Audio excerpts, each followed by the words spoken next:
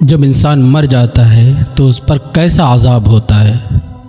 حضرت سیدنا براء ابن عازب رضی اللہ تعالیٰ عنہ بیان کرتے ہیں کہ ایک مرتبہ سرکار دو عالم صلی اللہ علیہ وآلہ وبارک وسلم صحابہ کے درمیان بیٹھے ہوئے تھے اور آپ زمین کرید رہے تھے، اور سارے صحابہ ایسے بیٹھے گویا کہ ان کے کاندھوں پر پرندے بیٹھے ہوں، بالکل خاموش۔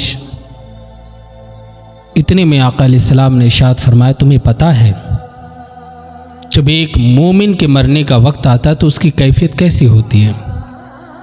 تو صحابہ نے عرض کیا، رسول اللہ آپ جانیں، آپ کا رب جانے۔ میرے نبی نے فرمایا، جب بندہ مومن کے مرنے کا وقت قریب آتا ہے تو موت کا فرشتہ 70,000 فرشتوں کے ساتھ آتا ہے، ہر طرف خوشبو ہی خوشبو ہوتی ہے، نور و نکہت میں وہ جہاں دیکھتا ہے نور ہی نور ہوتا ہے، اور وہ فرشتہ آتا ہے اور اس سے کہتا ہے، اے پاک جسم میں رہنے والی پاک روح نکل۔ تو وہ روح نکل جاتی ہے، اسے جنتی لباس پہنایا جاتا ہے، خوشبو لگائی جاتی ہے، اور اللہ پاک کے دیدار کے لیے اسے لے جایا جاتا ہے۔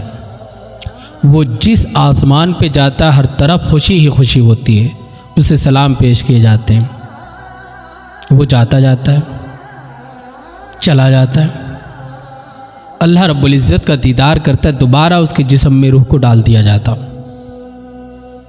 پھر فرشتے سوال کرتے اور وہ کامیاب ہو جاتا، وہ ہے جنتی۔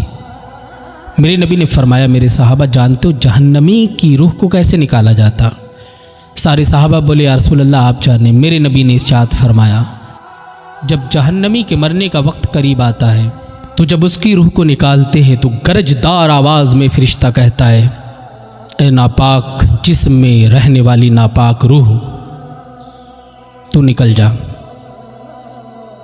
اس لیے کہ تو ناپاک جسم میں ناپاک روح ہے، تو اللہ کو ناراض کرنے والی ہے، تو اس کی جسم کو، اس کی روح کو جہنمی لباس پہنایا جاتا ہے، اور جب پہلے آسمان پر پہنچتے ہیں تو کہا جاتا ہے، کون ہے؟ فلاں ابن فلاں ہے۔ تو کہنے والا کہتا ہے، اس پر اللہ کی دھتکار ہے، اسے بھگاؤ۔ پھر اسے سجین میں قید کر دیا جاتا ہے اور اس پر جہنم کے عذاب ہوتے ہیں۔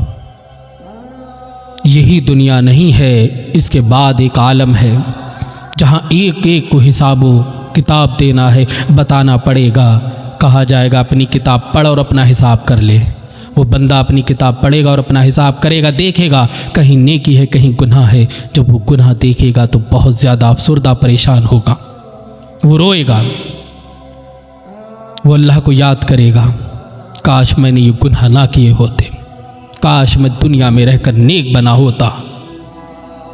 میرے دوستو، وہ دن میرے اور آپ کے سامنے آنے والا ہے جس دن پوچھا جائے گا دنیا میں رہ کر کیا کیا۔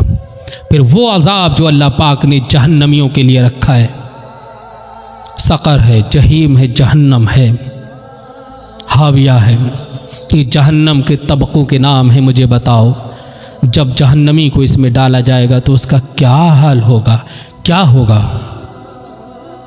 وہ انسان جو دنیا میں رہ کر آگ برداشت نہ کر سکے، وہ جہنم کی آگ کیسے برداشت کرے گا؟ یہ سب سوچنے کی بات ہے۔ بڑا دردناک عذاب اللہ پاک نے جہنم میں رکھا ہے۔ اللہ پاک کی بارگاہ میں دعا ہے، اللہ ہمیں نیک اعمال کی توفیق عطا فرمائے۔